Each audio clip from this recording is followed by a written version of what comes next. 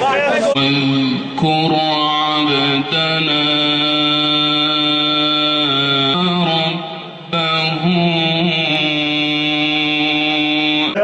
Dünyanın birçok yerinde yaşanan olayları gördüğümüzde bizim ortamımızın ne büyük bir nimet olduğunu hep beraber idrak ediyoruz. Dünyanın süper güçleri insanlara kendi topraklarında özgürce yaşamalarını çok görüyorlar. Analarımız ağlamasın diyoruz. Devir artık huzur devridir, barış devridir, kardeşlik devridir, yol yapma devridir, elektriği yenileme devridir, okulları yenileme devridir. Çok şükür dünyanın en genç nüfusuna sahibiz.